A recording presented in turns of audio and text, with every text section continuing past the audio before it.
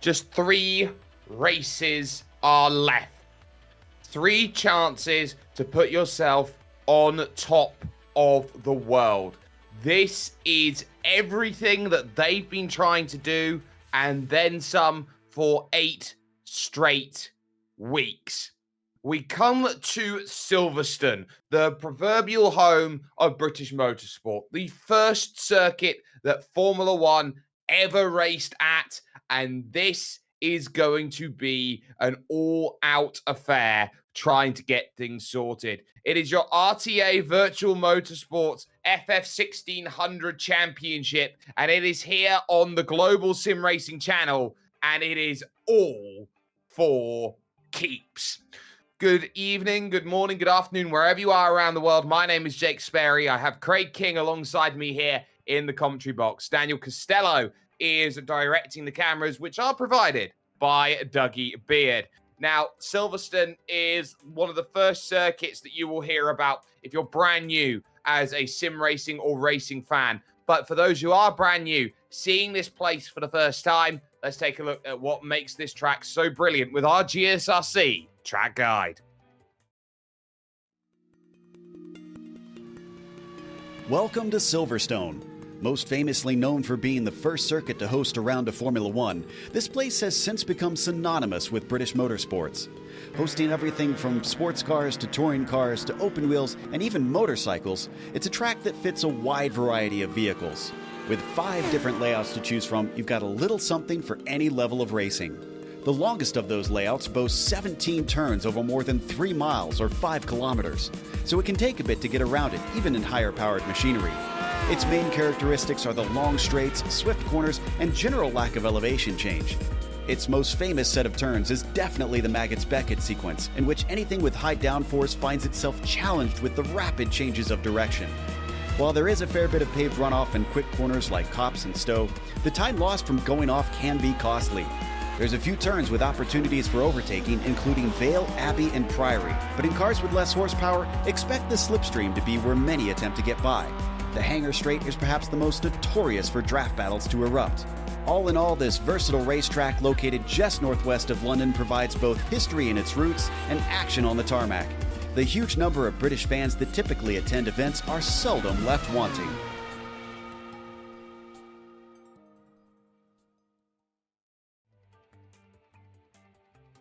A track which tells the tale as old as time itself. But, Craig, you talk about today, you talk about this track and the national layout that we will be running here tonight. This is going to be the most hectic battling that we will see, because there are only, I would argue, 2 good places to get the move done on this track, but almost everywhere is an overtaking opportunity if you try hard enough. Any corner's an overtaking opportunity if you believe in yourself. If you go for a gap that's no longer there, you're no longer a racing driver. But this is Silverstone. It's only 6 corners. Now, you think that looks pretty simple. Oh, no. No. Let's look at this again, because that first corner, Copse, that is going to catch some drivers out just because you do not have a lot of runoff there. There is a lot of grass on there, and the backs will start sliding. You get down that small little straight into Maggots, and then the right-hander that Beckett's form into the club straight. That's going to be a corner that's very tight because of that left straight into the right. But you get a lot of runoff going down the club straight there, which allows you to just make some moves into one of the 2 overtaking places down at the club straight. Now, if you think the club straight, you think that's going to be easy, that's going to cause a lot of overtaking. Expect 3. I'll tell you what, Jake, there's a drink on offer if there's a 4 wide down that straight at some time, and then into Brooklands, Luffield, and Woodcote. That combination has been catching drivers out during practice today, because these cars with no wing on the back are causing a lot of issues to these drivers with grip. So do expect just the sudden movement, the balance will shift, they're gonna struggle, and then once they get through Woodcote, back on the start-finish straight, another overtaking straight. This is a battle for perseverance and patience. It's a minute long, this track, so that means you're not gonna get a lot of time, but with just 6 corners to make a move, it's gonna be very tough. It will do. And it's all about the format here tonight as well and keeping that in focus. Let's talk championship, though, as we head into racing and what makes it so important, what everybody needs. Now, the first and only drop round has been added in here from rounds 1 to 7. They don't know what their drop is until they have it. Round 8 has to be applied here tonight. So that's how they stand without drop rounds in play. Jason Cooper, 398. Peter Dempsey back by 57 points. You put the drop into play. The gap is a little bit less. It is down to just 38 points between Jason Cooper and Jordan Kelly, who would be second in the championship. With no drops in, Jason Smith is 4th and Sean McClements is 5th, with Lawrence de Sosa, Chris Knox, Keith Dempsey, Sean McGoldrick, and Rory O'Shea, the last 2 tied on points, 9th and 10th. But note, the drops are more helpful to those around Jason Cooper. 38 points tonight is the big number that he is looking at, which means he's got to score, by my mathematics, 52 points tonight to get himself over the line. I see, I've got an degree in accounting, and I'm struggling with those numbers. But I want to also point out the B series as well, because Dave Collier has a drop round, which puts him 3 points behind John McDonald. And Gary Cochran is on, he's about 80 points behind. I don't think he's got a shot, but anything can happen. But the key thing for John McDonald is he will have to make sure he gets ahead of Dave Collier. That's a battle where whoever finish ahead in each of those, let's call it tic-tac-toe, because it could be very interesting who wins that battle as well. That's one we'll try and keep our eyes out for as well. Over the course of 3 races tonight, and each race is different from the other. Qualifying will set race 1, 15 minutes long. Then it's a 10-minute sprint with the grid set by race 1. Race 1 and race 2 often has a lot of correlation with it. But then we reverse the top 8 from race 2, create race 3, 20 minutes long it will be. A drive-through penalty at 15 incidents. Disqualification comes along at 20. It's a big night of racing, and everybody is going to be on their A game trying to get that sorted. Let's head down to the track though, see what qualifying is doing. 2:17 left on the boards, and everybody trying to find a bit of space and find a little bit of time. It's a swarm out there. Ronan Doherty currently 2nd fastest of the lot at the moment, rushing through the fast sweeping right-hander just after Maggot and onto the Wellington straight, this back straight as they go through.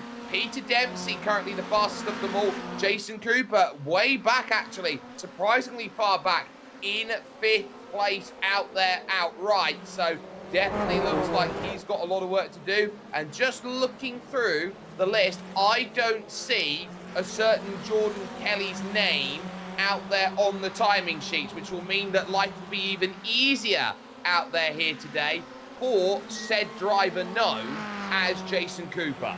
Yeah, I believe Jordan Kelly reminded us last weekend that unfortunately he is in Pittsburgh this week for some real world races. So is Hunter McElroy, which, by the way, congratulations on a interesting weekend in Indy next. And Peter Dempsey leading them away. Jason Smith at the moment, he's looking for some moves. But look at this, 4 cars all together. Dempsey at the front, Smith in the middle, Doherty 3rd. And look at it, they're all coming together and they've wrecked out together. And that is going to be all she wrote. And that affects everybody's time on this final lap. They will not get around for one more lap.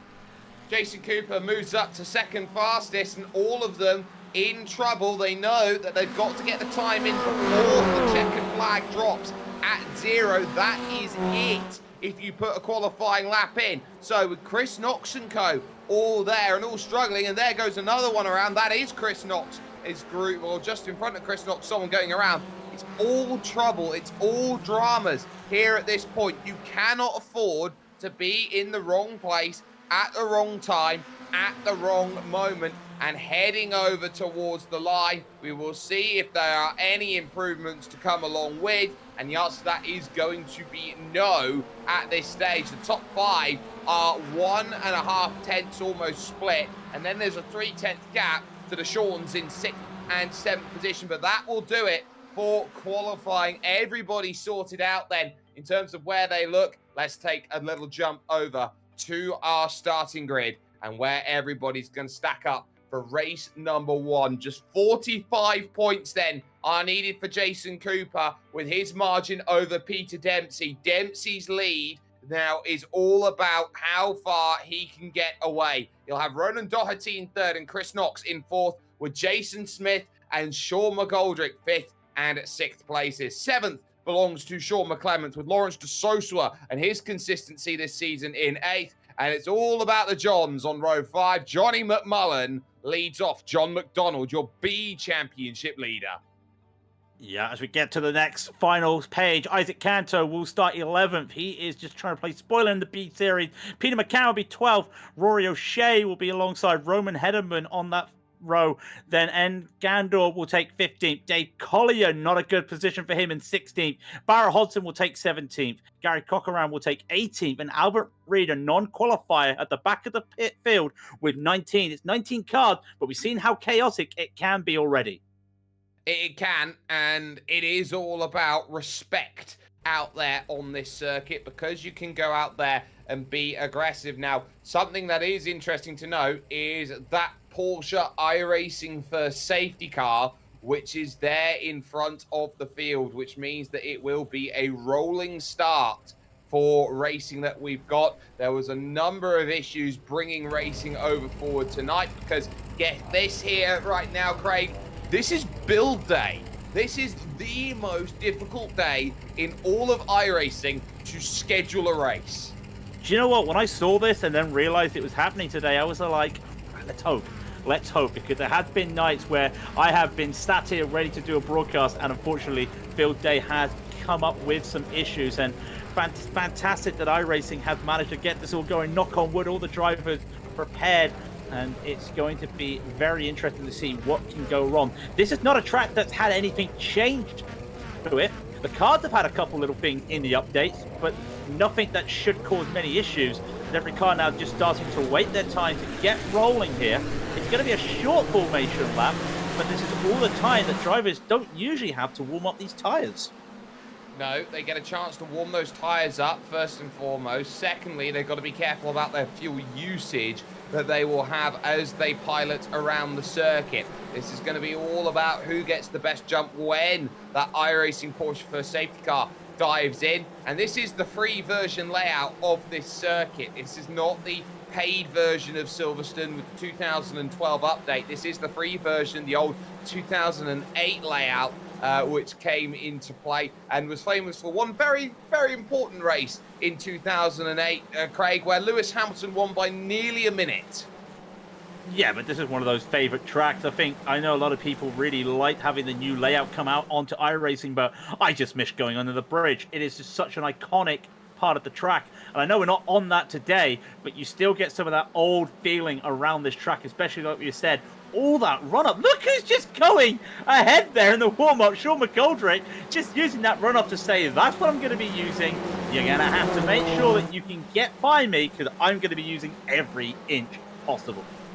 Statement through that section of road, and all of these drivers trying to get some heat into the tyres, trying to get them through. Now, normally it takes 2 to 3 laps to get those tyres up to temperature, but if they start warming those up, they can maybe save a lap, but they are switching between a lap's worth of warm tyre compared to the issues that they will have with tyre wear at the end of this race. That is crucial. 45 points to score for Jason Cooper. Can the group around find a way to keep him at bay? Peter Dempsey with control of the field, who knows all too well what it means to win races here around this circuit. The green flag is in the air, and we are underway here for racing, driving into Cops Corner then for the first time. Everybody looking to try and get as much as they can through a big wide line taken by Dempsey then through the opening corner, using one of his off-track incidents then immediately as he overextends through that section of track on the brakes in towards the right of Maggots, and now through they will go on to the Wellington Straight. It looks like Jason Cooper's job is very simple: defend from the group behind of Doherty, of Smith, and of Chris Knox. Yeah, everyone's just taking a little bit single file at the moment. A free wide happening in the middle of the field. John McDonald Pederman and Gandor trying to go 3 wide, and that's a big incident there in the backfield. But up ahead, the leaders are still pushing on. You can start to see Cooper. He's just trying to hold on to his position right now. Everyone's keeping it single file and keeping it calm. They don't want to do anything too rash early on. And this is the nature of these rolling starts. You don't get that advantage to make a jump. But there's Chris Knox in the background. He's got to look to make a jump, and he will get past Ronan Doherty. No, he won't. Not yet, anyway. Oh, big wiggle. Oh, what a save. Oh, what a save on that outside. Incredible stuff there as Chris Knox and Ronan Doherty jump up ahead of Jason Smith there in 5th place. What a save out there on track. A big, big save to get it sorted. Peter Dempsey now almost out to a second on this second lap of the race, but everybody now is dicing. You can see the similar liveries that go through. John McDonald, by the way, in 13th. Remember, it's a game of tit for tat, and that's Jason Smith and Ronan Doherty both down the order. Ronan Doherty, the big one. Yep, Smith making a mistake, trying to go hard in, and unfortunately he goes around, and there's a couple other drivers as well going around, just catching it out a little bit. Sean McGoldrick now, he's looking to defend against Laurent de Souza. He's lost that position to de Souza. He's going to lose this as well. Laurent with another quiet week, and he's just making his way up. Peter Dempsey has lost that little bit of advantage he had at the start. Another driver going wide. These drivers having issues at Cops as we expected. It's just catching the drivers out, trying to take too much. McMullen tries to go around the outside. Not going to work. McGoldrick looks like he's going to try and catch another driver. He wants another one. He wants to go up into 6th place, but this group is at risk of losing the front 4 here in this run. 12:15 left on the clock. Here goes the defensive packs then behind de Souza as de Souza takes a little bit of a wide line. It opens up the door then for McMullen to sweep on through, and a little tap there from McGoldrick sends de Souza around. Sends him around, and because of how tight it is around there, everybody gets caught up in that ruckus, and all of a sudden some drivers are missing out here and losing some opportunities because of that moment. Isaac Canto goes up to P7, just getting past Rory O'Shea. Up in front though, it's been very quiet, but all of a sudden Cooper's managed to catch up to Dempsey. That 1 second advantage that Dempsey had has gone away, and all of a sudden these 4 drivers are now tied together. We have seen this before. They're just bunched up. They're just waiting for the right opportunity.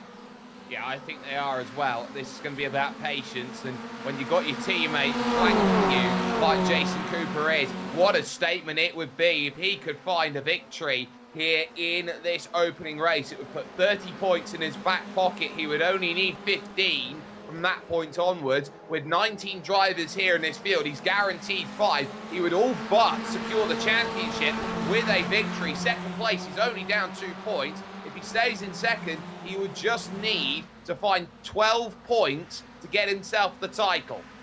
He knows he doesn't have to be aggressive. He knows what he has to do, and he's looking at the percentages right now. Sometimes playing the percentages is better than playing the fancy shots, and that's what he's doing. He knows he is in a place where he controls what happens.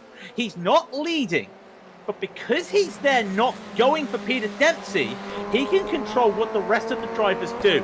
And it would mean if Chris Knox wants to get by him and get those glory points, he's going to have to force it. Would Jason Cooper do anything if Chris Knox was to force it? I don't think he would. He's in a driver's seat that you do not expect a P2 driver to have here. And it is just now, all of a sudden, everybody put your feet up, because we're in for a nice little drive around Silverstone. I'll correct myself, if it isn't 12 points, you need to get 17, but Rory O'Shea drops way down the order then in the number 81 car. Is going to be all the way back now in 17th position, so something's happened to him on track. Doherty down the order, no look in towards turn number 1 then. That's going to be dramas out there. Looks like there may have been contact between him and McGoldrick. McGoldrick also dropped down the order, and that's what drivers are going to be worrying about at Copse Corner, with Sean McClements now on the back of this group then in 4th place. Chris Knox just pushing a little bit too hard through Copse, grabbing the AstroTurf and the little piece of grass that's there on the outside. Yeah, and we've seen as well, we've seen a couple of them just having moments like that before. I don't know if McClements is going to try and make this move, but here's the thing. If you try and make the move here, going into Brooklyn, the issue you have is you do overheat the tires, but Chris Knox going wide, he's allowed that to happen. He will let that position go. McClements is going to take P3. Knox will try and fight this, but in the meanwhile, Peter Dempsey and Jason Cooper, they don't really mind. They're just going to stay where they are. They are. Let's take a look, though, at the GSRC replay. See exactly what goes wrong for Rory O'Shea. You can see he's moving back across the circuit, trying to take some track, There goes the three-wide push. He gets in the tyres. Whoopsie-daisy. He's trying to save himself back in through, gets into the corner, and all of a sudden finds someone there on the outside turning in on him, and Rory O'Shea finds himself sat waiting for opportunity then to get back going again. Real shame there for Rory in terms of what he's got, but you have to give room and you have to leave space in a race like this. Yep, it takes two to tango sometimes. It's like dancing, and unfortunately I think one of them did not want to do it, but Isaac Canto is going on. Peter Dempsey as well, just in the foreground. He's battling as well. He's going to try and make that move. Sorry, it's Jason Cooper making the move, sorry. He just found the opportunity finally. He wasn't going to take it unless it was there. And as calm and collected as you like, with 8 minutes left in the race, he takes the lead for the first time. Now all of a sudden, what's Dempsey got? Does he have a move here? I think he's going to try it. Well, I'm sure he will try and make that happen. He knows how crucial it is at this phase of the race. And as he gets back through into the race lead there, making the pass on Cooper at Copse, he will now note that he is in a great position. McClements versus Knox for third. This is what the job is. Make life as difficult as possible, because it will be 19 points if Cooper falls back into that third position. You can't afford to be caught up too much in these games. Peter Dempsey, who's been here before, has done it all before, is looking to try and get this virtual victory here in race number 1. Let us not forget how crucial it was the start of the season when it was the other Dempsey out there who was able to get 3 victories. Now is Peter Dempsey going to do what his brother was able to do over the course of the opener? They've got the Mercedes helmets on them, and they are trying to make a Mercedes-like drive here at the moment as Dempsey holds on yet again. Cooper not looking for that move. McClements as well. He's just in the background, just hoping there's a mistake, while he also realizes Chris Knox, who has taken a couple weird lines the last lap there, just trying to see if he can get an over-under. Yeah, you see again, here's Chris Knox in the background. He's trying to do a slingshot. But with everybody following everybody, it's not going to work. We're not calling it a Trulli train right now. It is a Dempsey train, but it might be a Cooper train as he goes side by side and calm as you like. Yet again, he takes that move, but look at that send from McClements. This is Peter Dempsey, a 3-time Walter Hayes Trophy winner, and you're in very esteemed sim racing categories when you talk about that sort of trophy, winning that in the real world. Graham Carroll is part of that list, and you know who else is on that list? Max Esterson, as they go side by side through Woodcote, heading towards the opening corner here of Copse. It'll be a little search to the inside if you're going to hold on to it, but they're going to battle tyre to tyre, and there's the tip. 1 and 2 find themselves tangling away, and just like that, the points needed continues to ratchet and spiral at this point, because now it becomes a case of Jason Cooper leads this race. He's got points maxima at this moment in time. He's going to get himself 30 points, but the key is it's really a must-win scenario for Peter Dempsey. He needs 90 points. Right now, he's not going to get 90 points. He's on course for, at best, at this point, 80, not 88, not 86, for being the 84 points best maximum, being in 4th place, which means that the gap, which would have been a case of 15 points coming into it, needing for the last 2, suddenly is now down a little bit more. It is down to about 8 out there, and that would be pretty much game over. Title is secured if it stays like this. Title would be secured for him just if he gets that. Dave Collier trying to make his way up the field. He knows that he has to get past John McDonough, and John McDonough is unfortunately 2.5 seconds away from Dave Collier. He needs to get this because, again, it's almost a best of 3 between those two. Whoever gets 2 wins looks like they may seal up that championship in the B Series. But you start to see he is struggling out there because he has to get past Gandor. If you get past Gandor, well, you keep Gandor behind him, sorry, then he can start to push for McDonald, but the pace is not there at the moment. McDonald lapping in at the 101s, and Collier unfortunately will 102. Looks like it's not going to happen, but up ahead though, Pete McCann looks like he's having a bit of fun as he gets past Isaac Canto. McCann trying to make this happen, trying to drive with everything that he's possibly got as he looks at Johnny McMullen for 6th place. Isaac Canto currently leading the B Series in this race at the moment, finds himself in that 8th place as they blink about as they go through, but there has been a change of position out there as Gandor is back through on Dave Collier, so that's only going to open it up, but Collier is going to come back at him, then it seems on the timing screen, and has got back through on Gandor. So Jamal Gandor holding on to that station. McCann still trying to open this up, but they're running out of time here. 3 minutes left in this race 1. Title pretty much secured at this stage. McClements has checked out to the tune of 2 seconds away from Peter Dempsey at this point. Here comes Peter McCann to the outside. And Peter McCann try and do this around the outside. If he gets it around the outside, Brooklands, he'd have the inside for Lovefield. Not going to work for him. He went a bit too wide. You start to see the sliding happening here. The grip's going to start wearing as those tyres heat up. McMullen will hold on to this. Is there going to be a run from McCann here? Tyres get a chance to cool down a little bit right now, and he looks to push on. Can he make this run? McMullen will go to the inside. He'll go to the middle of the track. There will be an overlap, but this is going to be tough for McCann if he wants to make this, and he decides it's not worth it. Has he opened the door for Isaac Canto, though?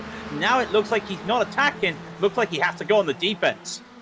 He will have to defend here as he runs on towards this next section. Maggots into this right that comes through. He has to lift out of it. He nearly took the back completely out there. He nearly demolished that gearbox and exhaust of Johnny McMullen. So he loses the place. The cost of losing a place is keeping his race. But suddenly, Ronan Doherty's back in this group, and he is lightning quick. He qualified well. He's going to get pushed out a little bit then as they go through. Canto back to the point, trying to get this one through on the inside. He's going to try and push him out over the McClelland line, over to try and get this sorted, and now rally around the outside, and 3 wide on the exit.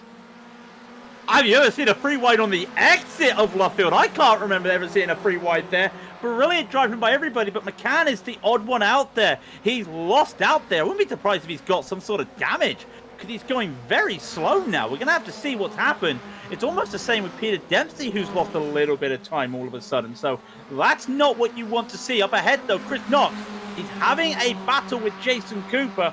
How much of a battle is it going to be, though? Is he going to just keep this nice and calm? Or is he going to decide, with 1 lap left to go as they cross the line next time by, is he going to try and go for a fight here? Decides the first time by, it's not worth going. However, never say never, because Sean McClements is right behind them.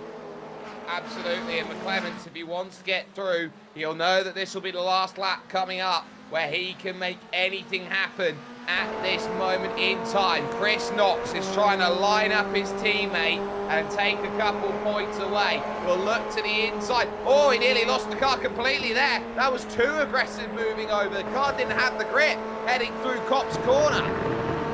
Yeah, and he's managed to hold it again. We've seen that a couple of times with Knox today, losing out the car, but making some really nice saves on board with him as they come through Maggots for one last time in this first race. And around the Beckett's hairpin they go. He's got a really nice tight line, but I did see some tire marks. Has he overheated the tires a bit here? He's got one last shot down the straight. What is Cooper going to do here? I don't think Knox has got it. We'll see, though. It's going to have to be some brave braking if you want to make this happen. But he's lifting out of it, so he doesn't want it here. If he's got a chance, it's Lovefield. But is he just going to be the driver who stays at rank and file? And it looks like that's the case. Jason Cooper will round himself through Lovefield and head to Woodcote. And so long as he finishes the last 2 races, it is all but confirmed. Jason Cooper wins race 1 and is all but the champion here in the RTA Virtual Motorsport Series. But now the group behind will start to go through. Isaac Canto drops down and Johnny McMullen there, losing out over the line over Ronan Doherty. The likes of John McDonald will get an important tick mark as he will cross the line, because he will, with all due importance, find himself in the right place at the right time. Jason Cooper picks up the victory, wins by a 10.5 over Chris Knox, with Sean McClements in third and Peter Dempsey fourth. Jason Smith would have a quiet fifth place overall, with Ronan Doherty and Johnny McMullen sixth and seventh. Ronan Hederman would finish in eighth ahead of Barra Hodson and John McDonald, starting where his number indicated he should start today, in 10th position for race number 1. 2 more races in the offing, and the next one is the 10-minute sprint coming up here, Craig. It's going to be a 10-minute sprint, and we did see some drivers. They made mistakes going into Brooklands, just overheating the tires, spinning out the rear. I wonder, now we're in a 10-minute format, are we going to see this a little bit accelerated in terms of those spins? Because we did see, I'd say, a handful, but with the way the drivers weren't being aggressive on the start because of it being a rolling start, are we actually going to see the reverse here, where some drivers will look for those moves going down the club straight as it is now in the legacy version? It really does feel that we may see some more drivers take a few more risks. A lot of these drivers don't have a lot to play for now. John McDonald's got a lot to play for. Jason Cooper's definitely got a lot to play for. All they got to do is just make sure they get to the end. So they'll be playing a little bit of Frogger, I think is the right way there, just to make sure they avoid all the traffic on the road. Well, here's the thing for John McDonald. The points that you get in the B Championship are the same as you'd get in the overall championship, but just for B drivers. So that would mean that his advantage over Collier would increase from 3 to 5 points up at the top of the championship. And because of that, it means that if he finishes behind Dave Collier in both races direct, he's got the championship or the B championship in the back pocket.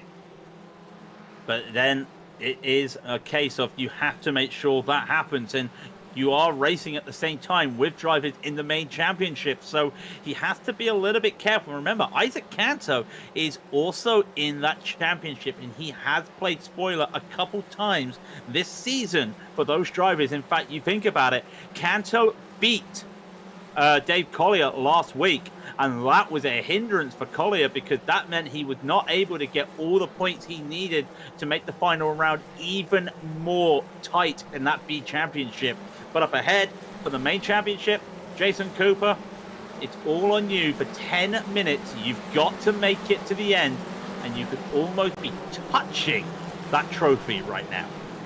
Just 10 minutes. It doesn't sound like much at all for a race. You can blink and lose those 10 minutes they go through, passing the old bridge which connected the north side of the circuit to the south side of the circuit as they went up and over, and they can see the medical centre there on the right, a very nice helicopter that goes through, and of course the all-important stand there, the BRDC stand that goes through, rushing around into Brooklands Corner, then Luffield the long right, a very important stretch of circuit that goes through. 1 and 2, the 5-star drivers are of Jason Cooper and Chris Knox. Do not expect Knox to make much of a challenge of things in this one.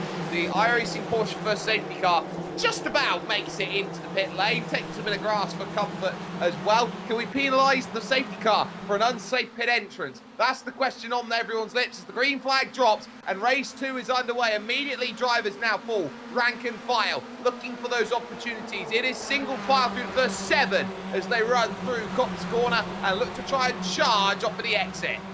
Yeah, and meanwhile, near the backfield, Peter McCann getting past John McDonald with me. John McDonald may have to battle Dave Collier in this race if Rory O'Shea gets by, but up ahead, they're trying to find some space right away. And you start to see the drivers just take different lines here. The wide exit of this corner will allow them to, and all of a sudden, there's one little straggler. It's Rowan Doherty. He gets back in, though, and everyone is trying to take that single file. Will Sean McClements be the first one to break and make a move?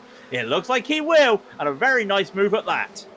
Yeah, but he's got to confirm it here, because if he can't, against Peter Dempsey, the 3-time winner of this brilliant Walter Hayes trophy that has gone through. He's not going to get that done, and he moves across a little bit then, trying to sort himself into play, and the answer is he's got it, or has he? Because now they'll head 3 wide over towards Cop's corner. Ronan Doherty wants to get himself in. Jason Smith to the point now, leads the race, and behind it could be drama at this point. Wide goes Chris Knox. They all managed to make it through, and that's all well and good, but Jason Smith back in second. Jason Cooper got him with the up and under.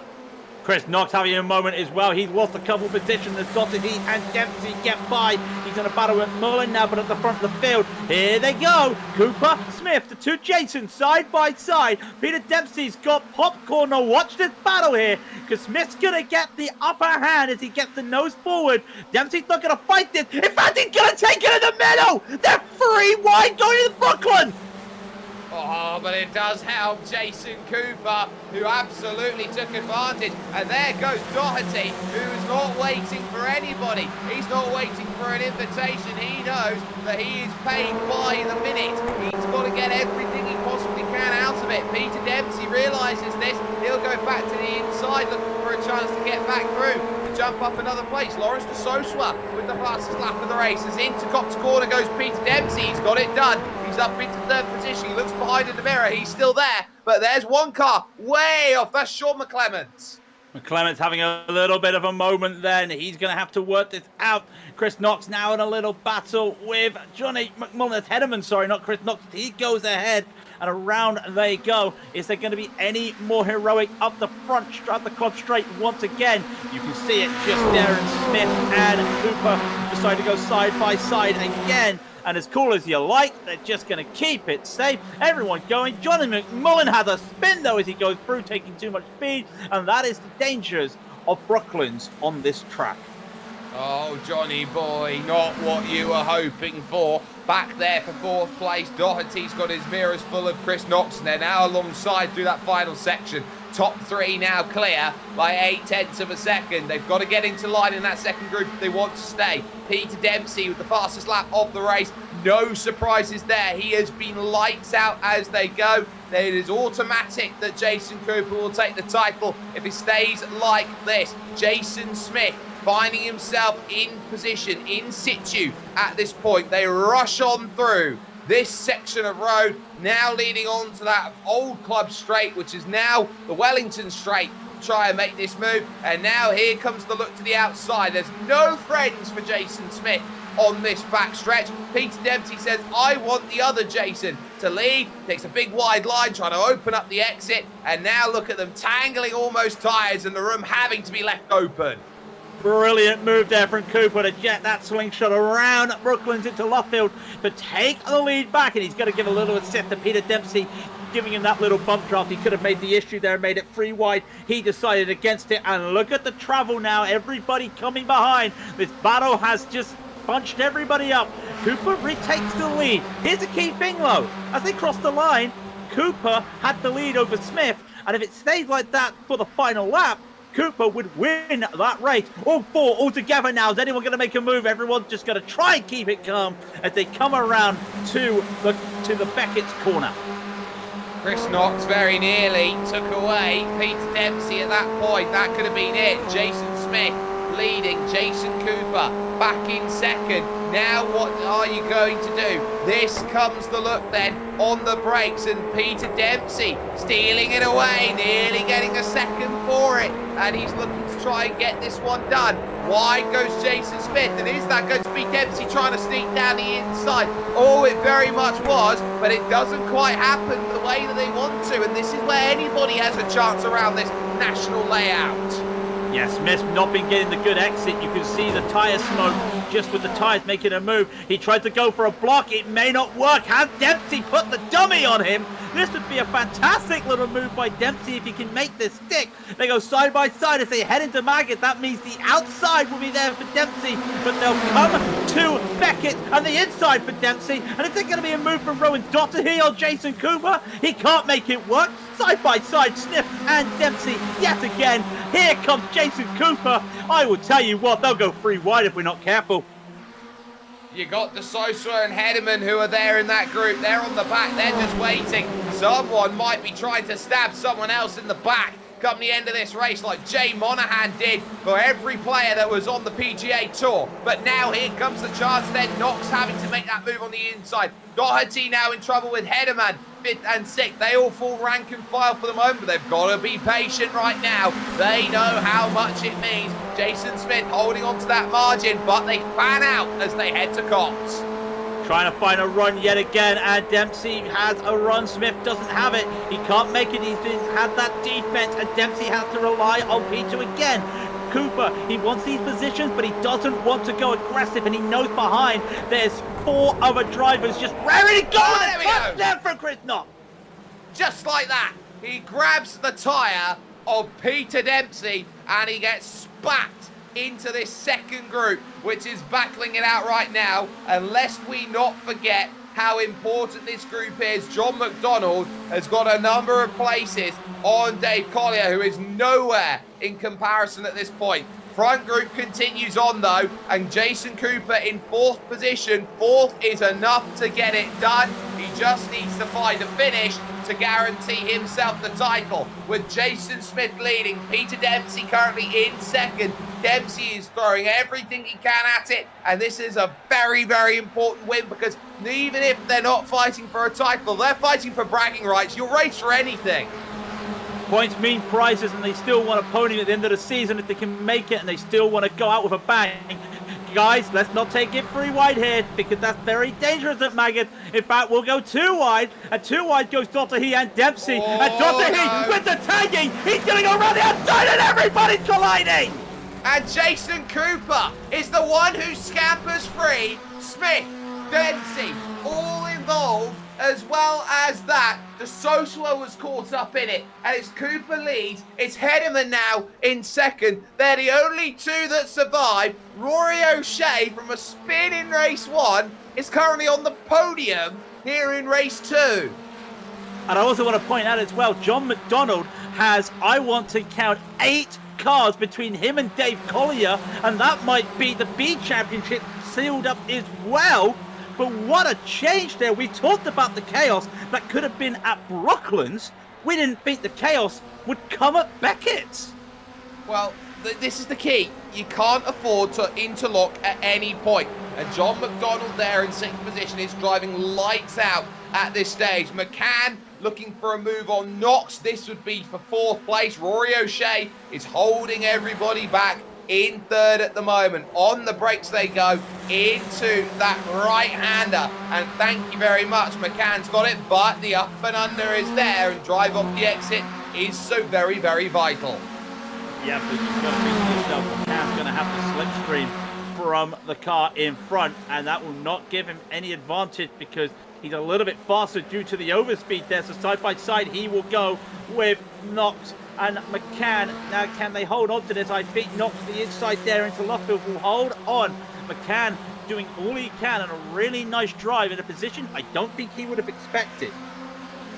I'm not sure how long there is left. It's going to be close here on a white flag or not. We believe it is. But now here for 3rd, Chris Knox is going to take it away from Rory O'Shea. And let's not forget 8th place right now is on the cards too. That would be the reverse pole. It's currently in John McDonald's hands as he's fallen back into that 8th place at this moment in time. It is as close as it can be. At the front of the field, it is Cooper from Hederman. Hederman is not necessarily close enough to make a move at this stage. Jason Cooper has had it covered. Right place, right time, right moment. Right-hander is coming up to end his race, and he has driven it absolutely perfectly here by just letting everyone else be more aggressive than him. It was all but secured in race 1. Now you finally can. Jason Cooper is one of the most underrated sim racing drivers in the world. He will take the RTA Virtual Motorsport FF1600 crown. He will take that, and as they come across the line with a small little battle there with Rory O'Shea and Peter McCann, John McDonald with that 2nd win of the night, he confirms himself for the B Championship. And I'll tell you what, here's a nice little present. You win the championship. Hey, John, you finished P8. Why don't you go and start on pole for the final race of the night as a celebration?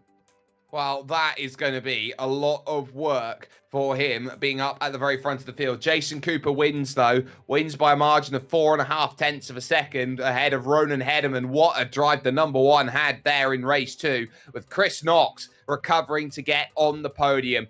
4th position would end up being Rory O'Shea. It would be Rory O'Shea, with Peter McCann in 5th and Ronan Doherty in 6th. Barra Hodgson and John McDonald, your pole sitter then for race 3, will be in 8th position. Lawrence de Sosa and Jason Smith, who were involved in that incident, they're just on the wrong side of the road there, Craig, rounding out the top 10 overall. Not ideal, not a moment has been wasted over the course of this season. And this has been a season full of ups and downs and all around. And we're going to get a chance to talk with Jason Cooper, who joins us right now and joins us as champion in this series. Jason, it's been a lot of hard racing, I think. It's been difficult. It's been all about consistency. And for you to jump into this series, to take a championship the way that you have, just talk us through the emotions that are going through your head right now with that championship in your back pocket.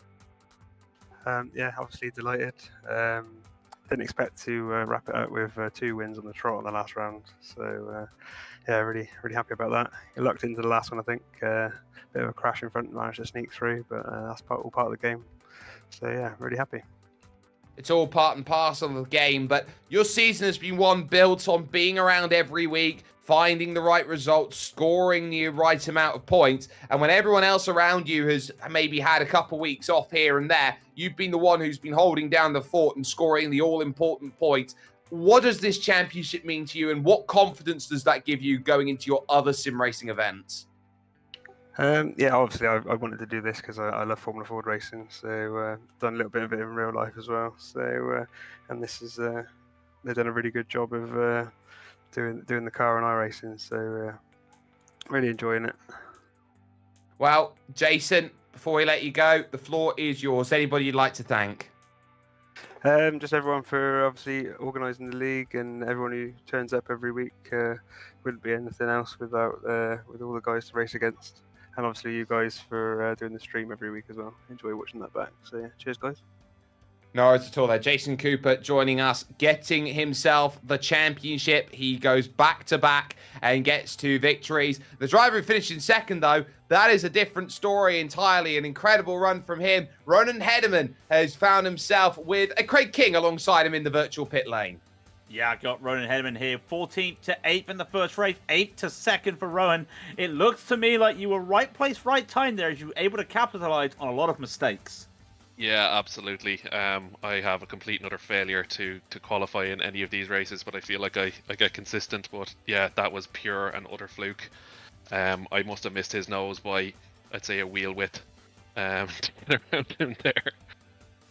Well, of course, with this final race, it does mean, yes, you will be in P7, but it means there's a lot of slipstreaming and a lot of drafting. Something that we've seen by a lot of the drivers tonight. Do you feel that it's going to be a patient game here and just holding on with some of these drivers instead of trying to make aggressive moves?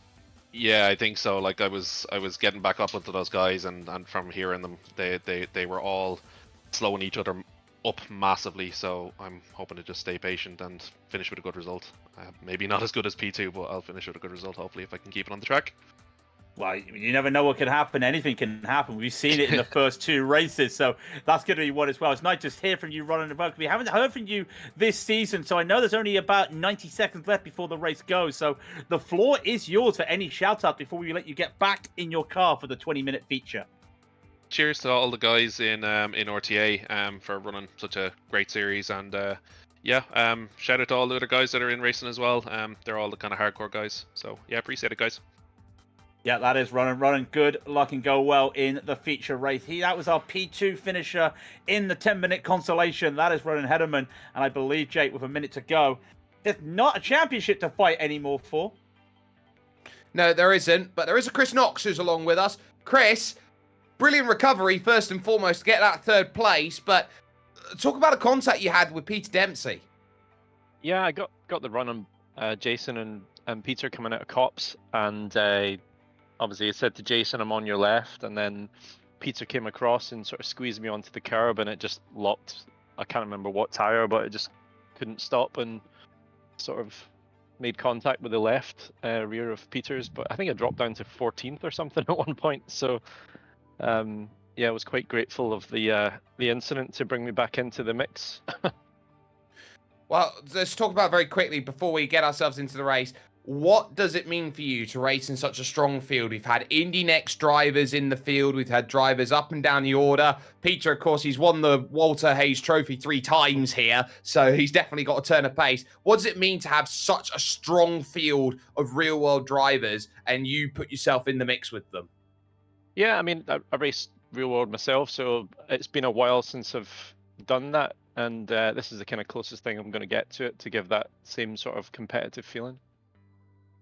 Well, that competitive feeling you've certainly got. We'll leave you to get ready for your final race there. Chris Knox joining us then, 3rd place overall in race 2, 2nd place in race number 1. Let's go grid, because this is going to be it for the season. The next season is going to be very interesting in terms of what is able to be done with that. We'll talk about that a little bit later in the race. John McDonald and Barra Hodgson will have the front row of the grid. Ronan Doherty will start from 3rd. Peter McCann will go from 4th position. It is then Rory O'Shea and Chris Knox and co. And then the group 7th and 8th position. Your top 2, Ronan Hederman and Jason Cooper from race number 2. Lawrence de Sosua will start 9th. And it is Jason Smith who rounds out the top 10.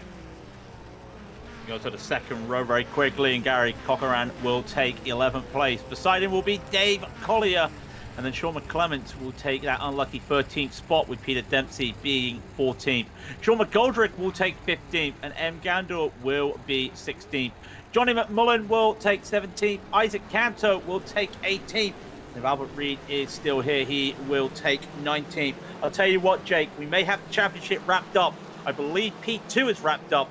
Jordan Kelly, he sits on 394, will stay 94. Jason Smith, 394. Chris Knox, 392. Sean McClement, 381. Peter Dempsey, by the way, 421. Those are your live point totals for everybody that is not Mr. Champion, Jason Cooper.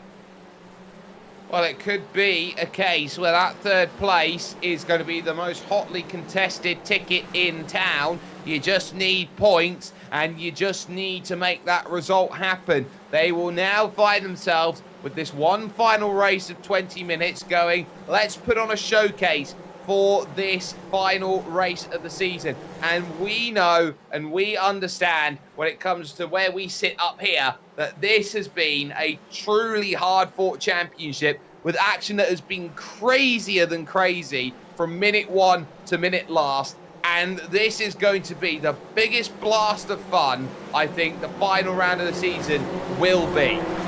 If you've never done a race at the national circuit here on the sim, just in any cars, it's just great fun. And you know that now for some of those drivers that can let their hair down, they've just got pride left. And there is a P3 still in the battle, but these drivers, they're here to put on a show. That's all they've done all season. I think back to that Oulton Park finish.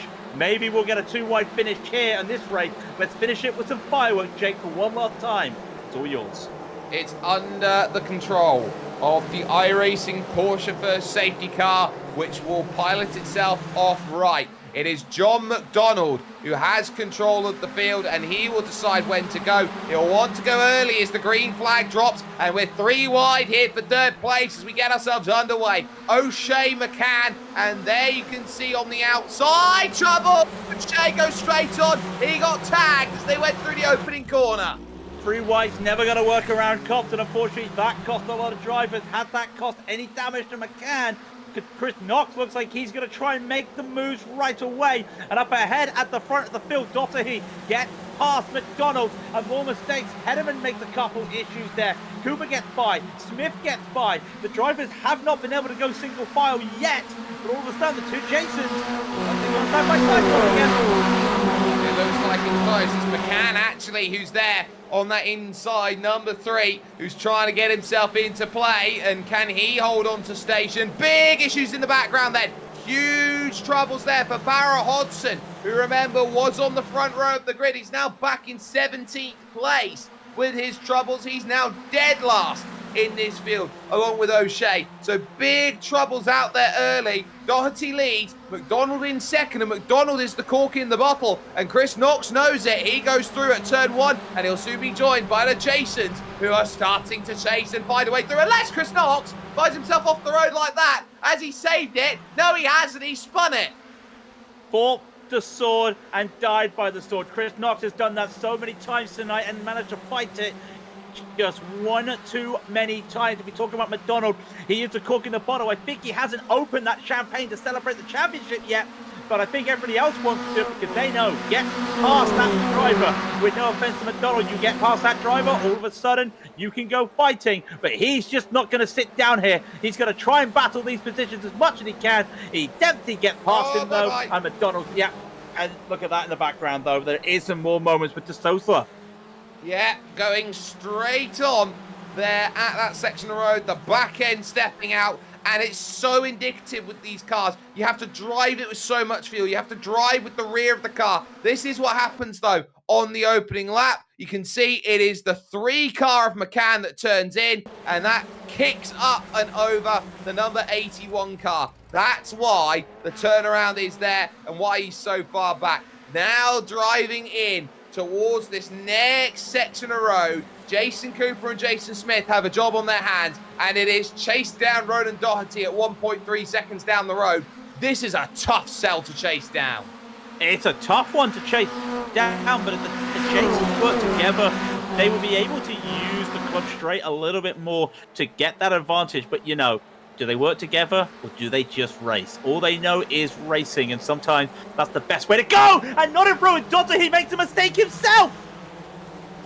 You're in the lead by 1.3 seconds. You've got the 2 fastest drivers in the field behind you, and you spin it? That is pure pressure.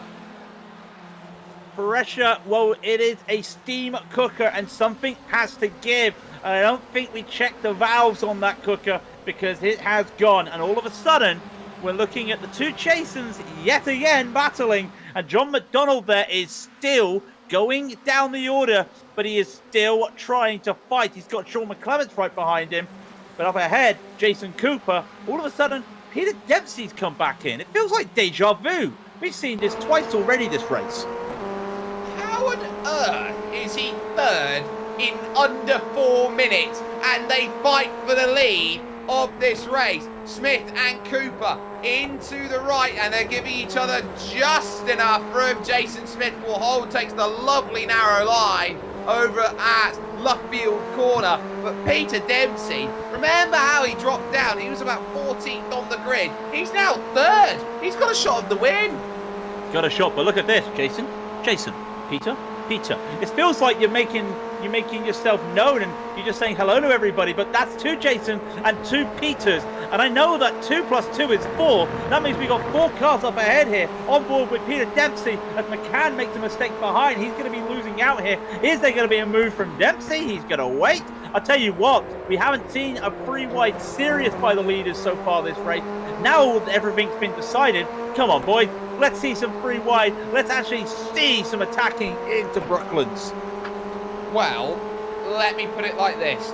I reckon Jason or Peter at this point could win, or Ronan Hedman. Another little look then to try and get this one done around the outside. Oh, no, the Jasons! Goodbye! Goes Jason Smith. Goodbye! Goes Jason Cooper. And all of a sudden, it is Peter Dempsey who is in front. Ronan Hedman now back into second position. And they've let the 3-time Walter Hayes champion walk away. Oh, there's still 15 minutes left. Anything can happen. And Ronan Hedman, he said he locked into a P2 last time. He's locked into another P2. Yes, he's got to fight Pete McCann, though, and that's going to be tough for him as well. Sean McClement then goes down into 4th. Sean McGoldrick's made up 10 positions. Remember we were talking about that third place championship. All of a sudden, Sean McGoldrick could be in chance here to take that. Oh, bye-bye, Ronan. And bang! There goes McCann as well, and it's a story that has been happening again and again. Dramas are happening once more, and suddenly the 2 Seans are on the podium. Well, I was literally a lap ago, we were expecting over 2 Jasons and a Peter, and 2 Peters and a Jason. Now we're looking at 2 Seans, but ahead, still behind though. There are still battles going. There's your 3 wide, almost 4 wide. And there's the contact. 2 more going around, and that's Gary Corcoran, who's there, found himself with Ronan Hederman, and Gary finds himself pointing the wrong way, which now means that Isaac Canto is fit, and this is for the win in the B division, and it's the fight for 4th place. Canto to the inside of John McDonald, he's through. He's through as well, and he's made that stick. And Canto showing a lot of the driving that we've seen this season and pulling off a really nice move. McDonald keeping it safe, and you know that he'll be looking for more battles. He actually has some proper battling to do right now, and that's going to be fantastic to see those 2 tangle. And let's just hope, knock on wood, we're not going to have anything else. Collier has had a moment, though, out there on the field once again. Yeah, that's through Copse Corner. You can still see the smoke from where the tyres just absolutely lit up. But the 2 Seans going at it at the moment. But who's got the superior spelling? They have been nose to tail all season. But it looks like McClements and McGoldrick now with work to do. On the brakes they go. Through now into Lovefield Corner. Such a beautiful transferring section there. That fast flowing right. You never truly can understand what that corner means until you douse a little bit of water onto it, because when they get to Lovefield Corner in the wet, that is the greatest corner in racing. It's just a great corner, full stop, regardless, and in they go battling. I've been keeping my eyes out here, though, Jake. If the positions stay, and I need to do my checks, I think everything that's happened, it would give McClements P3 in the championship. I'm going to have to do my maths, but I think that might be it. And of course, I say that as an accountant. That's not very good of me with my accounting degree, but it looks like McClements may get the championship in P3, but he still has to fight McGoldrick right here. Can he hold on? To the side goes McGoldrick. He's going to look for this battle, and he looks like he may get this. Yeah, he's through.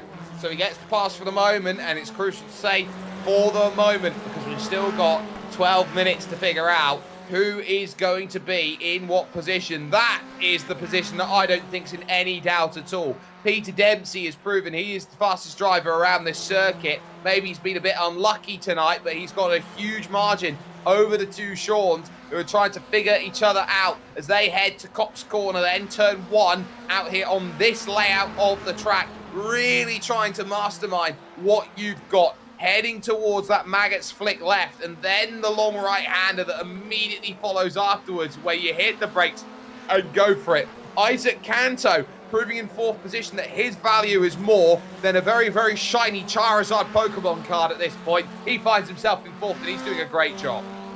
I want a Charizard card right now, but I also want to see some really nice battling, and I think McDonald may have a little bit of a run here, and the defense by Canto to stop McDonald doing it, but we've seen drivers take the outside here to set themselves up. Not this time. Is there a slingshot though from McDonald? That looks a very nice line, very wide going into Lovefield. I don't think he'll get the slingshot this time, but what he does is he keeps himself with Canto. That's all he needs to do right here. Just like what's happening with the 2 Seans, because they go side by side as they come down into Copse one more time.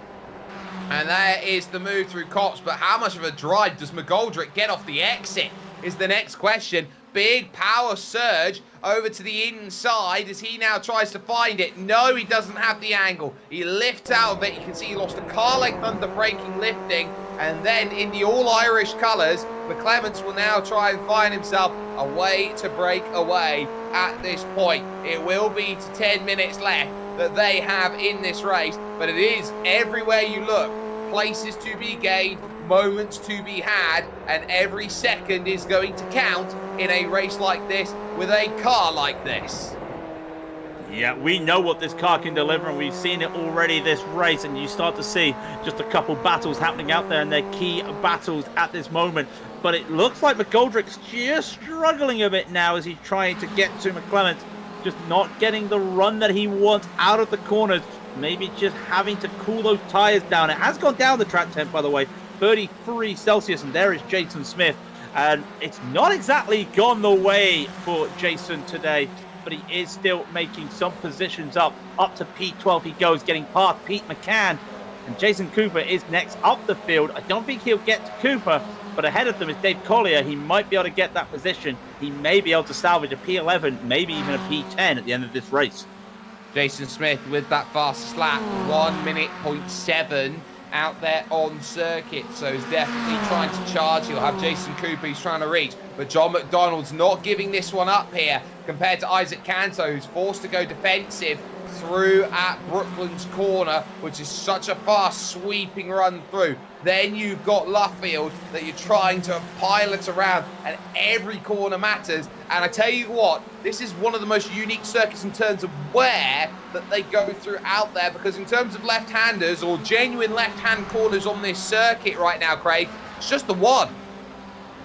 Yeah, I haven't actually realized that. Good. Thank you for reminding me that. Actually, 2 if you count that little kink into Maggot. But you are right. That many corners, and it does not help. And I've just realized that McDonald not having the best of runs through Luffield there, taking a bit too much steering angle and having to do some corrections. And ahead, though, McGoldrick is still trying to look for this. McDonald losing out to Doherty in that battle there, and Doherty splitting the 2 B series drivers, and that will allow Canto to get a little bit of breathing room as they come up through with 8 minutes left in the race. It's crazy to think we've had 12 minutes with everything that's happened, and with 12 minutes down, there's only another 7-8 laps left in this race. Yeah, but there's still more than enough time for dramas to still unfold as the likes of Sean McGoldrick again looks to try and continue. But this is going to be patience here, because this has been a different style of race right now with all of the incidents that they've had. This is patience. Most drivers now sitting on we're in a group of 2 or a group of 3, which means they have to be patient. They have to go one group at a time. This is such a draft dependent circuit that when it spreads out like this, it's very much like you're watching a car of tomorrow race at Talladega or something. Yeah, and we've seen this a lot with some of the tracks this season as well. When you think you get these opportunities where, because of the fact that they're straights, you use it as almost like a slipstream battle. And we have seen as well that if drivers start fighting, that's when they start to bunch up. So the likes of McClements and McGoldrick here, they're going to stay together and just not do anything crazy. Meanwhile, Jason Smith, though, he's having to do some crazy thing. He's trying to make some moves. He's trying to get past Dave Collier here. Jason Cooper's already got by Collier. Is he going to be able to do it here? If he can't, he's going to be struggling to get past, to get up to Cooper. And just like that, it's easy. I think Collier just knew what was happening and didn't even fight it. Yeah, and there goes McCann as well. So both of them go through in the blink of an eye. Jason Smith now 1 position out of top 10'sville. They're about 3 seconds away from Gary Corcoran in the number 11 car in 9th place. So Gary having a very good race 3 out there. He'd definitely take a top 10. And it has been the most topsy-turvy top 10 I think we've seen all season here, Craig. I'm just seeing so many drivers with minus positions from the start of this race compared to drivers who actually made position. Top 3 have made 13, 11, and 12 positions up respectively, and it could be 12 and 11 around because McClements and McGoldrick yet again are fighting here. McGoldrick trying to get a nice run here, and this might be one of the better runs he's had out of Luffield into Woodcock. Will he look for a move here? He might be a little bit too far back. But I tell you what, maybe a setup from Cops, that could be something that would catch out McGoldrick here. Well, he's looking for that run, and McGoldrick pushes a little bit wide and steps out the back tyres. That's going to be enough. A car that you have to drive on the rears, this FF1600, the Ray car that is doing so well, and through goes McGoldrick to get that position. But a car that's so dependent on the 2 rear tyres that you've got for that grip, it is so easy to push this car to the edge, but it's also so easy to push it over the top. Yeah, we've seen that so many times with drivers hitting the brakes late, losing the rear, trying to get on the throttle too early, losing the rear. And we've talked about so many times this season, the sliding and how that heats up the tires. And that is just caused by too much throttle. And you see, you have to be nice and smooth on the throttle, on the steering here, nothing too sharp as well. And all of a sudden, that gives McClement a nice little drive, a nice little run. He'll pull out to the side, decide no. 4.5 minutes left in the race. They're lap 16 of a possible 20 here. And a little adjustment that I see there from McGoldrick. That may set up McClement. Both of these drivers making a mistake at Copse in simultaneous laps, almost costing each other that P2 position. And that P2 is big, but they have afforded themselves the license to race as Jason Smith sets the fastest lap of the race. The key is that these two can race because they've got a 5-second gap to Ronan Doherty in 4th position. McGoldrick then finds himself in position and just about keeps McClement at bay, and just about they hold their position. So Sean McClements now is really trying to open up and say, what do you have, Sean, that I don't have, apart from the fact that you've got less letters in your Sean spelling than I have? McGoldrick's going, I've got 2 kings. McClements is saying, I got 2 aces. He's going to go for this move just so easily, and he's going to take it. Watch the slingshot. McGoldrick has to get on the brakes a little bit there through the middle of Copse and take that position. Take it, hold it, side by side they go again, and all of a sudden, McGoldrick with that nice little move is going to be all for nothing, or is it? As McGoldrick holds off, McClement keeps that position, and all of a sudden, it's back to square one if you're McGoldrick, and all of a sudden, I think we're looking at round number 5 for these two drivers. Aces versus kings. It's a tale as old as time. The World Series going on right now at this point. Over, of course, at Paris in Las Vegas. But now McGoldrick has got to stay alert and stay within that range to attack, find every mistake that's out there, maximize every exit. We're down to the last 2.5 minutes and a bit of spare change on the season. These final places are big. Cooper and Smith have moved up into 9th and 10th respectively with their moves on Gary Corcoran, so they now find themselves in the top 10. And let's not forget Canto and McDonald still within the same range. Yeah, they've been having a very nice battle themselves, and because they've been having that battle, they've been losing out almost to the tune of a second as we're watching these guys. They've actually been losing a little bit of time to Doherty. Doherty starting to catch up a little bit. 3 seconds is the gap. Jason Smith goes fastest again. He's now on the back of Jason Cooper. So the two Jasons looking to work together again on the straight. McGoldrick, he's going to pull to the outside. Be another move around the outside. I don't think he'll get it. We've seen this slingshot multiple times by some of the drivers here today, Jake. I don't think it's working for them. No, I don't think it is either, because you're really trying to maximise the corners on the exit. You can still carry that speed through Luffield. That's the key. They're carrying that speed through Luffield because they just don't have enough top-end speed here to really maximise it. Now's the chance with 2 laps to go. Copse corner, are you going to get enough here? In towards the right? No. But now on the exit, anything there? No. And McGoldrick now finds himself stymied.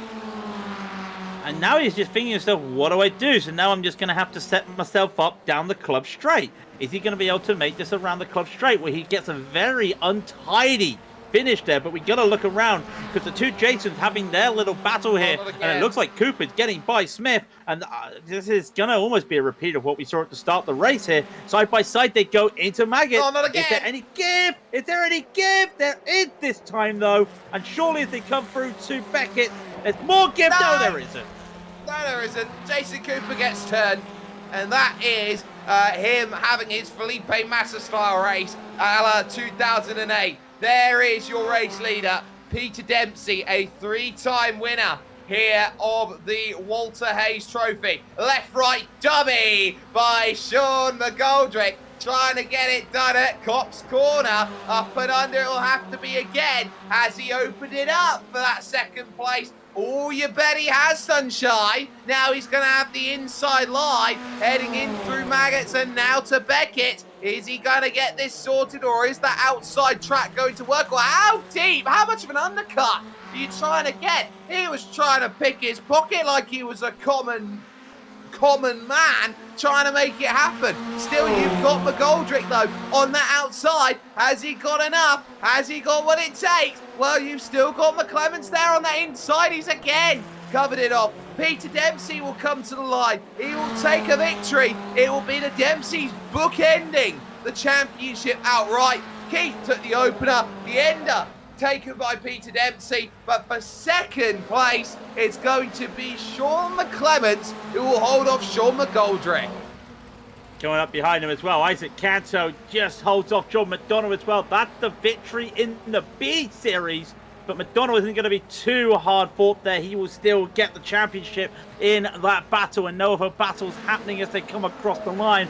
The rest of the drivers will finish, but what a battle by the two Seans.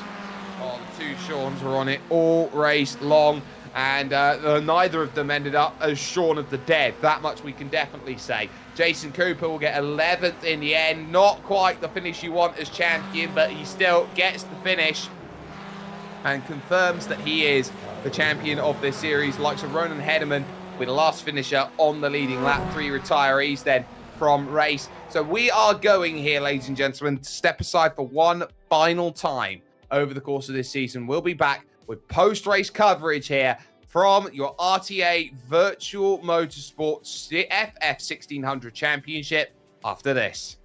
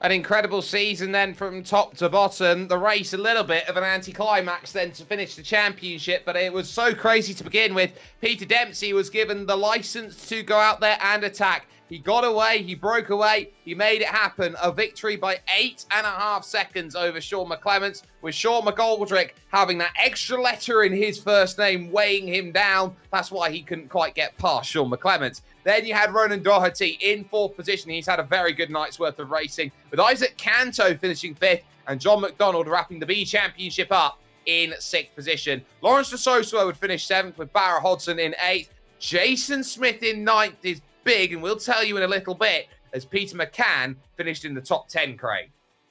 Yeah, and then we get to the rest of the drivers. In 11th would be Jason Cooper, losing 3 spots there after the chaos in that race. Twice for him, for Cooper. Dave Collier will finish in 12th, and Gary Cochran will be 13th. And then Ronan Henneman will take 14th.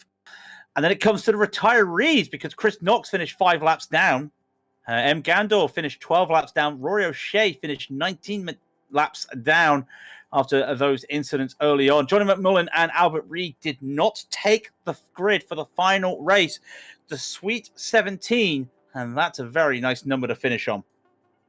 It is a very nice number to finish on, and we do have some drivers here ready to chat with us. First and foremost, Peter Dempsey will be along with us for the ride. Now, Peter, Championship that you and Keith certainly did very, very well in. You've bookended the season with victories, but talk about what it means for you to drive around this Silverstone circuit and what it means for you to go out there and push with the amount of pace you had tonight. There was no doubts about it. You were the fastest driver on pure pace.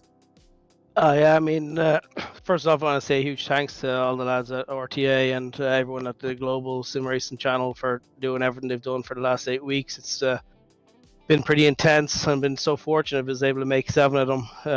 Normally that's not the case, so it's a lot of fun racing with Jason, the 2 Jasons, and all the guys. When Keith was there, it was great too. So really enjoyed it the last few weeks. Obviously, Silverstone means a huge amount to me in my past racing experience there, winning Walter Haze 3 times. But it's a great race track to race. I mean, your 1 lap pace, although I did get a pole tonight, but the 1 lap pace doesn't mean a whole lot. So it's about your racecraft, and finally I was able to figure it out there for that last race.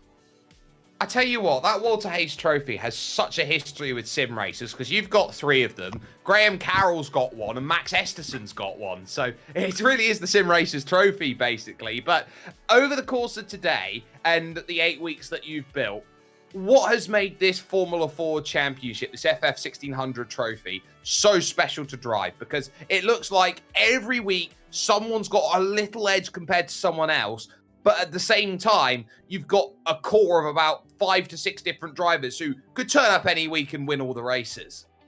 Yeah, I mean, I think the pure enjoyment of Formula 4 racing itself is that, you always have a shot at it, and this format that we created with everyone at RTA was the 3-race format. You always had a shot in at one of the races to race at the front, once you kind of were starting, if you can start to see tonight, like there's, I think, top 5 were from outside top 10 at the start of the race there. So the great thing about it is Formula 4 gives everyone a chance to run at the front, and the draft is big enough where if you are missing a little bit of pace, you can kind of hang on for a few laps, and that's what makes the races so close.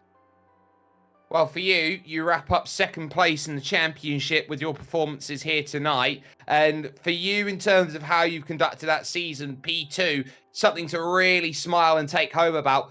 Before we let you go here, though, Peter, is there anybody you'd like to thank on top of the already thanks that we had, of course, from your first question?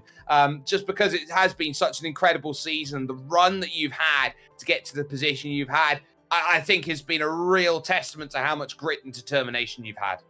Yeah, I mean, obviously just want to thank my wife for letting me be able to do this with the 2 kids. Obviously the lads have taken, I take a half day on Tuesday to come back and do this at 2 o'clock here in Chicago because we're 6 hours behind. So the lads have been pretty patient with allowing me get out of the workshop and come back and, take a few hours off to enjoy doing this, because obviously I really enjoy racing with all the lads from back home and trying to get a few more Indy next guys, or even the Pro 2000 drivers, maybe to do the next one, because it's it's great enjoyment, and we all have a bit of crack. So thanks to everyone.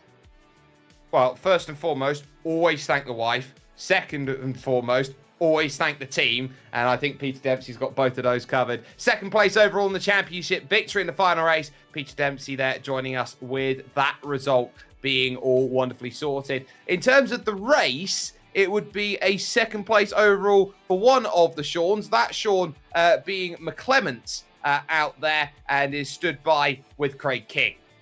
Yeah, with Sean McClements here. He made up 11 positions, started 13th and finished 2nd in that race. Kind of a reverse of what happened to the 2nd race, 3rd to 13th. But Sean, it's another good race for you with some really good battling with the other Sean.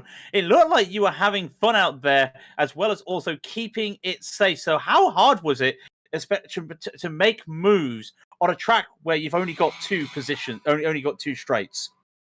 Yeah, there's a track like this. It's very difficult to overtake, as there's only 6 corners. With the 2 straights, it's hard to sort of judge whether you want to be behind or if you want to be in front for that last lap. So them last couple of laps, when me and Sean were just battling, I was just sort of trying to figure out, would I be best in front, would I be best in behind? And as it worked out, I was ahead for that final lap, I think. And Sean got me down the straight. And he got me into turn 1, and then by that stage I know I could get him back down the straight if I could just get the inside. It was incredible racing with Sean. Yeah, we And saw a lot of the time with the both of you as well, using going into Cops turn 1 as a little bit of a move, which I found quite interesting. Did you find, because that maybe to the question, the slingshot, did you find a slingshot was working at all on this track? Because, again, not a lot of places to make the moves, and with how long that club straight is, getting a slingshot around the Beckett's hairpin there doesn't really help you. So did you find that slingshot was helping, trying to take a wider line in some of the corners tonight? Yeah, the slingshot definitely helped with the toe and stuff. So just sort of getting yourself in the position and get yourself the good exit is all you really had to focus on tonight whenever you were trying to overtake. So if you could get that slingshot and you timed it perfectly, it was hard to do, but if you got it right, it felt so good, and you also got the position. So that there really helped tonight. Now, all throughout the season, you have had a very solid and somewhat consistent season. A lot of the time finishing, if not in the top 3, the top 5. Unfortunately, provisionally, I think you missed out in 3rd position on countback with Jason Smith, pending any protest and penalties. But what has it been for you this season? What has given you that drive to get to those positions? Because to get into a top 5 constantly in this type of field is very tough in itself and quite a good achievement. What is the secret to just keeping that consistency throughout all 3 races on a night? So at the start of the season, I wasn't really on the pace. I was just lacked that few couple of tenths. And after a few rounds, I just I decided that I would just put a lot of practice in. I would find them extra few tenths, and I'll get up to the front of the pack. And it's happy to say it's worked out behind the scenes with Jason and Jordan Kelly there. Them guys been helping me out a good bit behind the scenes. So I'm just happy that this season's just been a bit of a roller coaster for learning, and I'm just happy that it's all sort of worked out for me. Well, Sean, it's been fantastic to see you drive out there to get where you have this season. Before we let you go, the floor is all yours for one last shout out before you say goodbye for the evening. Yeah, just a big shout out to all the guys at RTA that run the series. A big shout out to Jason Smith and Jordan Kelly for all the time they've put into helping me find them few tens. Massive shout out to you guys, week in, week out, putting on an amazing show. And a shout out to my family. Actually, they sit in the living room each week and they watch each races each week. Thank you guys for putting on an amazing show. They love it every week, week in, week out. So just thanks everyone. Well, that was Sean. Thank you very much, Sean, and congratulations on the race season. But from one Sean to another, I think we're going to have a little bit of a change, because I think Jake may have found the other Sean, with Sean McGoldrick, who finished P3 in that race. Sean, you had a battle with Sean throughout the entirety of the race, but it just looked like maybe that, I don't know quite what it was, that you just couldn't quite find yourself in the right position, or there was an extra letter in your name compared to him. Yeah, I think I was just carrying the extra weight, the extra baggage of that extra letter. So, no, Sean was incredibly fast, and I think he was towing me around for most of the race, so he deserved second place. You look at the start of that 3rd race, and you see name after name after name in front of you, spinning off to the left, to the right. You must be thinking that Christmas comes at once when you realise, oh, I'm 3rd, and it's a big gap to the cars behind. Yeah, it was great because I could just concentrate on not going too hard at Sean and letting him tow me away and build that gap. And there was a little bit of a scare when I saw Jason rejoining and there was sparks flying everywhere, but thankfully he was very sensible and I think he got back to the pits. So with all that in mind, what has been your takeaway from this season under the Ray FF1600? Has this been the sort of season that you've looked at and gone, all these 8 rounds have had their different challenges and has been the most thoroughly enjoyable experience you've had with RTA? What has been the sort of takeaway that you've got out of this process of 8 straight weeks of racing? Yeah, it's just been so good. The Ray Formula Ford is such a pure car. It's just pure driving, and the racing's incredibly close. There's no downforce to spoil anything. It's been brilliant fun. It's been brilliant fun. It's been brilliant to have you here. Before we let you go, though, Sean, the floor is yours. Anyone you'd like to thank? It is a podium here to finish out the season for you. Yeah, I guess yourselves, the camera work, the direction, the commentary has all been brilliant. Sean for battles throughout the year, the season. The lads at RTA, the admin and everybody in the Discord, they run a brilliant league. And Lawrence got me back into sim racing. I've been doing a lot of driving, but not a lot of racing. So everybody check out Lawrence's YouTube channel. Look at that, a bit of shilling. You can't do that on Twitch anymore, apparently, so that's why you can do it on YouTube. Sean McGoldrick there joining us, and with a P3 overall to get that sorted on the final race here today, a P3 there. But let's talk championship now, Craig, because we know that Jason Cooper is the champion. We know that Peter Dempsey is second, but we don't quite know who's third. Yeah, as I was saying, Jason Smith finished on 409, as did Sean McClement. He finished on 409, but of course we did see those little battles between the two Jasons there at the end. So we're not knowing of any penalties at this moment. I'm sure if there is anything to be said by them, that will happen. Of course, in the B Series, we can also confirm it's John McDonald winning the B Series by 11 points to Dave Collier, with Gary Cochran finishing in third in that championship. So that is also just one there, because those are drivers that they may have started in the contention for the B Series, but throughout the season, they have all shown that their weight and their skill had improved. And it's been great to see those guys at the end of this season fight near the front of the main field.